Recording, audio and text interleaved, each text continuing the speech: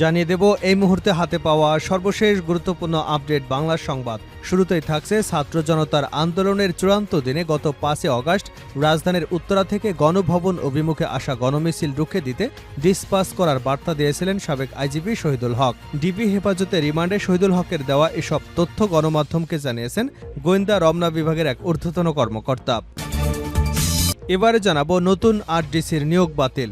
নবনিযুক্ত 59 জেলা প্রশাসকের মধ্যে 8 জনের নিয়োগ বাতিল করা হয়েছে এবং 4 জনের জেলা বদল করা হয়েছে। বুধবার দুপুরে সংবাদ মাধ্যমকে জনপ্রশাসন সচিব এ তথ্য নিশ্চিত করেছেন।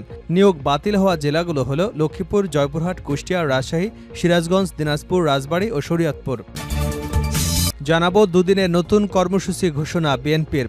আন্তর্জাতিক গণতান্ত্রিক দিবস এবং ছাত্র জনতার অভ্যুত্থানে ও বিগত 17 বছরের স্বৈরাচারের বিরুদ্ধে গণ আন্দোলনে নিহতদের স্মৃতির প্রতি শ্রদ্ধা জানিয়ে দুদিনের কর্মসূচি ঘোষণা করেছে বিএনপি। বুধবার রাজধানীর নয়াপল্টনে দলের কেন্দ্রীয় কার্যালয়ে এক সংবাদ সম্মেলনে এ কর্মসূচি ঘোষণা করেন বিএনপির স্থায়ী কমিটির সদস্য ডাক্তার এজিএম জাহিদ হোসেন। এর আগে দলের যৌথ সভা অনুষ্ঠিত হয়। এতে বিএনপি অঙ্গ ও সহযোগী সংগঠনের সভাপতি এবং সাধারণ সম্পাদকরা উপস্থিত ছিলেন।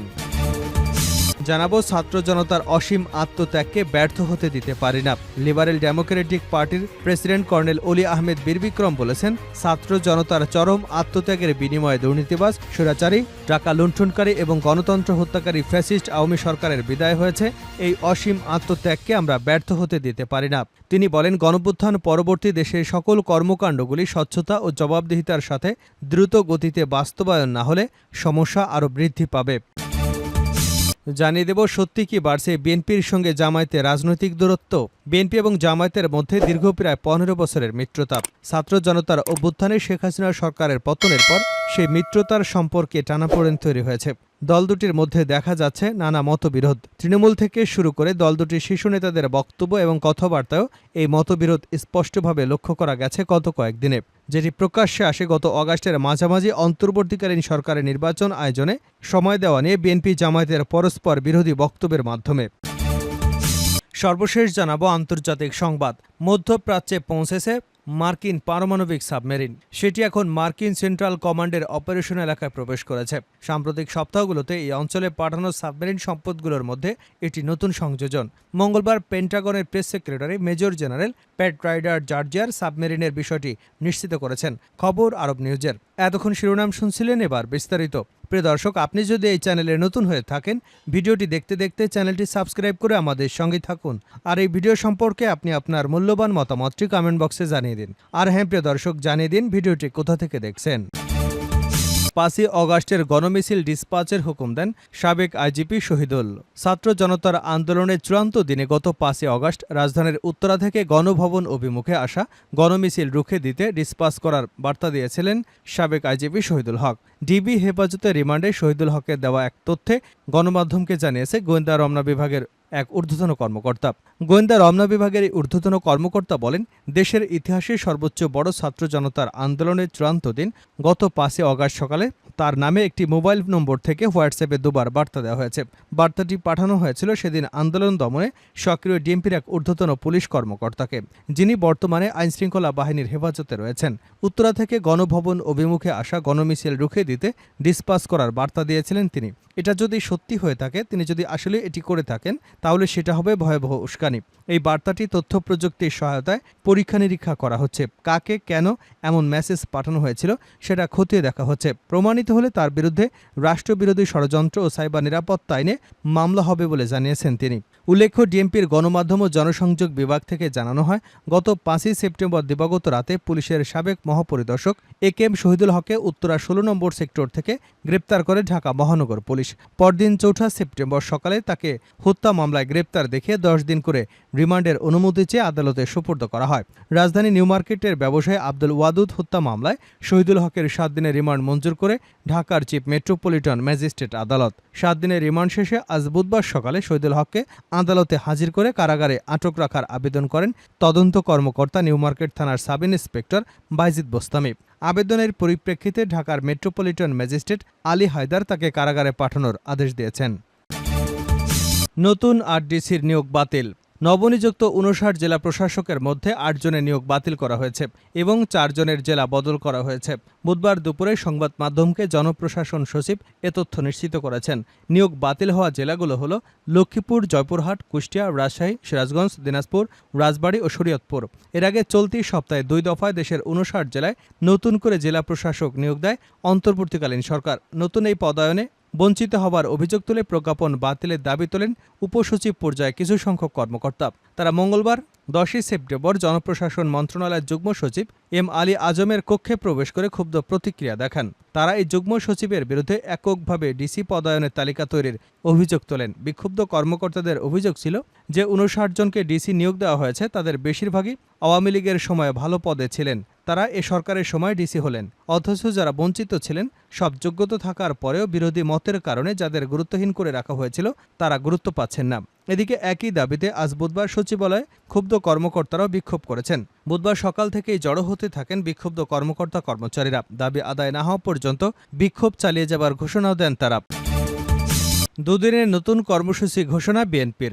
আন্তর্জাতিক গণতন্ত্র দিবস এবং ছাত্র জনতার অভ্যুত্থানে ও বিগত ১৭ বছরের স্বৈরাচারের বিরুদ্ধে গণ আন্দোলনে নিহতদের স্মৃতির প্রতি শ্রদ্ধা জানিয়ে দুদিনের কর্মসূচি ঘোষণা করেছে বিএনপি। বুধবার রাজধানী নয়াপল্টনে দলের কেন্দ্রীয় কার্যালয়ে এক সংবাদ সম্মেলনে এই কর্মসূচি ঘোষণা করেন বিএনপির স্থায়ী কমিটির সদস্য ডাক্তার এজেডএম জাহিদ হোসেন। এর আগে দলের যৌথ সভা অনুষ্ঠিত হয়। এতে বিএনপি অঙ্গ ও সহযোগী সংগঠনের সভাপতি ও সাধারণ সম্পাদকরা উপস্থিত ছিলেন। জাহিদ হোসেন জানান, ছাত্র জনতার অভ্যুত্থানে নিহত এবং বিগত ১৭ বছরের স্বৈরাচারের বিরুদ্ধে গণ আন্দোলনে নিহত হয়েছেন তাদের স্মৃতির প্রতি শ্রদ্ধা জানিয়ে বিএনপির উদ্যোগে আগামী ১৪ সেপ্টেম্বর কেন্দ্রীয় শহীদ মিনার স্মরণ সভা অনুষ্ঠিত হবে। বিকাল ৩টা থেকে ৫টা পর্যন্ত এ সভা অনুষ্ঠিত হবার কথা রয়েছে। এছাড়া ১৫ সেপ্টেম্বর আন্তর্জাতিক গণতন্ত্র দিবস উপলক্ষে বিএনপির উদ্যোগে সমাবেশ অনুষ্ঠিত হবে। এই সমাবেশের স্থান এখনও নির্ধারিত হয়নি, তবে নয়াপল্টন কিংবা সরোয়ার্দী উদ্যানে এ দুটি স্থানের যেকোনো একটিতে এ সমাবেশ আয়োজন করা হবে বলে জানানো হয়েছে।